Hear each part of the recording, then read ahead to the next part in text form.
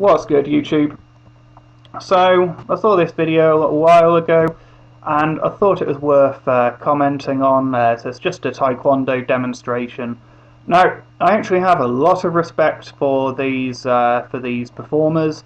What they do looks very, very impressive. It's an amazing performance. But a lot of people seem to think that being able to do the tricks they do in here and the moves they're doing means that they're going to be amazing fighters, which simply isn't true. They've got great flexibility and coordination and speed and acrobatic ability, and of course those things are fantastic attributes for a fighter to have, but there's a lot more to fighting than just that. It's like saying that a sprinter is an amazing fighter because they're fast, or a gymnast is going to be an amazing fighter because they're agile. Simply not true. They're good attributes to have, but there's a lot more to fighting than just that. So yeah, this is just board breaking. I've taught my 6-year-old nephew to break blocks. It's not particularly difficult to do. These are, of course, all the, obviously it depends on what type of boards and blocks you're breaking, but these are all their own props which they've brought in here. They're going to be using the most fragile things they can. So yeah, those bricks, from the speed that his legs moving there, I doubt he could smash a real block or a proper legit brick like that. It's a prop for it. So this is incredibly impressive. But it's just gymnasts. That's not fighting. This one's an interesting one, so you can actually see quite clearly here. So first thing to notice is the direction of the grain of wood. Having the grain of wood going that way makes the block far easier to break than having the block the other way. Having the grain the other way, an elephant could stand on it and it wouldn't break. Having the grain that way, a 5-year-old could break it if they, put a decent amount of power into it. This case is particularly interesting, though. This shows that this is actually faked. Hopefully I can pause it on the right frame. You see where his foot landed, right at the top of the block, yet the block has snapped in the middle. What's actually happened there is, because the grain of the wood's going that way, it makes it very easy for the person holding it to snap it, and he's just twisted it so that it snaps along the middle, even though you can clearly see where that's not where the guy actually hit it. Yeah, I'm not shitting on these guys. I'm just, I think they're great performers. I'm shitting on the guys who think that this actually means anything. That's gymnastics.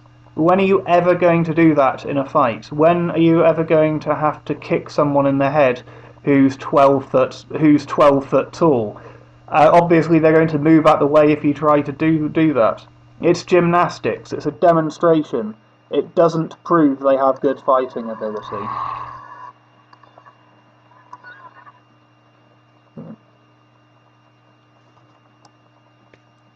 Not really impressive stuff as far as demonstrations go, but yeah, not fighting. Okay, so on to some of the other feats they do. So this guy gets kicked by people from 4 different directions. They're pulling their blows, they're just extending their leg, they're stopping their body, so there's no real momentum into that. Now that's going to hurt, don't get me wrong, but it's something which anybody with any level of conditioning could do. It's going to hurt, but it doesn't prove you have superhuman resilience. So, fragile sticks again. They're using a very brittle type of wood. Not hugely impressive. It's going to sting, but it's not going to cause any level of lasting damage. But here we get into the real sort of bullshit things. So it's simple parlor tricks. Like I've been able to demonstrate ripping a phone book in half. It doesn't require any real strength. It's just a simple trick. When you know how it's done, it's pretty easy. So here we've got a guy standing on a bed of nails. How that works is Standing on one nail, that's obviously going to go right through your foot. Standing on hundreds of nails, that's going to distribute the force really evenly across a much wider area, and so you can do it. Those nails are packed extremely close together, so yeah, it's pretty much just like standing on a slightly spiky surface. Nails are probably quite blunt as well.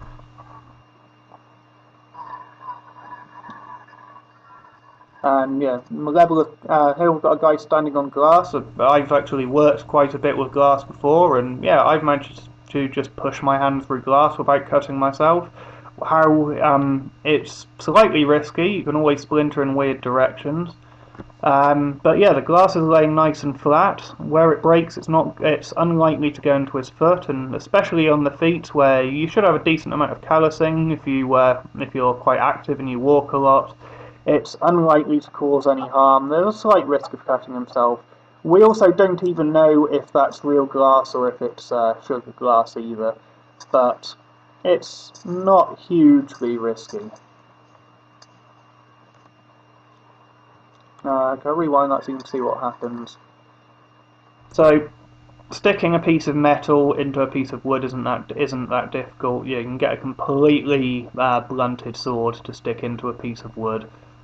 So yeah, we don't know how sharp that is, but it sticks onto a piece of wood quite easily, so reasonable. So here they're putting the metal onto the bottom of the ribs, just above the solar plexus. So perhaps it will cut slightly in, but it's not going to do it. It's not life-threatening. It's not going to cause any real injury. And the next one they are putting. Oh, they also only show one edge was sharp, so they didn't show both edges. Here, that is going onto the bone, yeah, where the collarbone sort of meets in the middle, the top of the rib cage. It's not going into the actual neck itself. And that is a very, very long piece of metal, which is obviously far easier to bend. We don't know what type of metal it is. You can make metal very, very flexible. Yeah, call for a demonstration, but it's just a demonstration. It doesn't prove anything to do with their fighting ability. We know that swords and spears and things like that, we know that those things cut through people in every single culture, no matter what fucking mystical martial arts they were doing. Swords and spears and sharp, pointy bits of metal were very, very effective in war. We didn't shape them like that for good reason. Again, lying on a bed of very, very tightly packed nails, not difficult. Here we have blocks being placed on their stomachs and smashed with hammers. The force is obviously dissipated horizontally through them when they're hit with a hammer. I'll leave a few links to lying on a bed of nails and breaking blocks and those kind of things as well down in the description box. But yeah, it doesn't prove anything about their fighting ability. It's a cheap parlour trick. Very brittle blocks, again, obviously. If they weren't, then dropping those logs on them wouldn't break through them. So they are obviously brittle. Yeah, dropping those blocks onto your hand if it's on a solid surface is going to hurt like a bitch. It's going to cause some serious bruising, but when you've got a surface below which gives way like that, that's going to dissipate an awful lot of that force. This is the most impressive looking trick they do, but again, it's just a trick. You can actually see how this is done if we put it into slow motion. So yeah, they're going to do exactly what you think they are, but in slow motion you can see how this trick's performed. So he lines up the shot.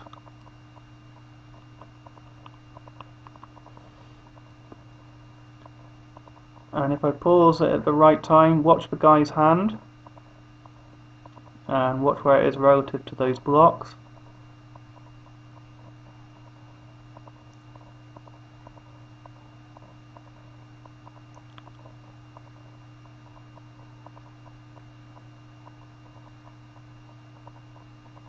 So you can see he's lifting his arm up there, and he's actually going to use his own momentum to smack his arm through there. So there you can see he's risen it up about 3 inches. He probably gets up to 4, 5, maybe 6 inches by the time the thing strikes him. And the guy with the axe is obviously blunt. They didn't show the axe cutting through paper or anything like that. And the guy with the axe is going to hit it up into the hammer to take away as much momentum as possible. And the little force which remains if it does hit his arm is going to be quite negligible. And you can see with the guy's body mechanics that he's actually pushing his arm through those blocks. So it's not the axe hitting his arm which is doing giving the force to the system. So let's put it into full speed again.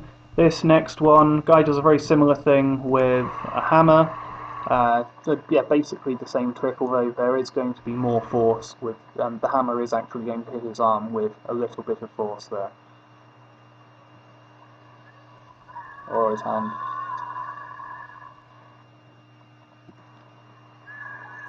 This is all just basic block breaking, so anyone who's got any level of experience in martial arts, and they can see the weight of the practitioners, they can see the body mechanics they're using and the speed of the impact and all of that stuff.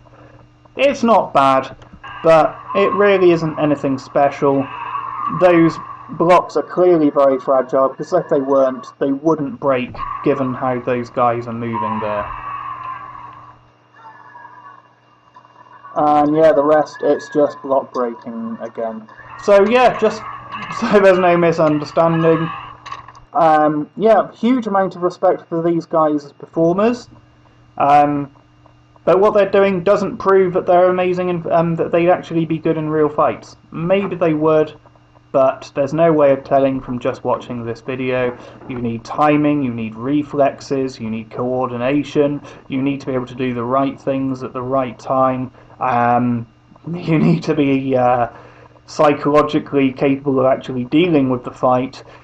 There's a huge amount which goes into fighting. That even if these guys really were that hard and durable and able to break things, that doesn't prove that they're amazing fighters. So maybe I'll make some breaking videos of my own just to sort of demonstrate a few of these principles. But for the people who genuinely do believe this shit, I'll leave a couple of links down below. So thanks for watching, comment, rate, subscribe, and I'll see you soon. Bye.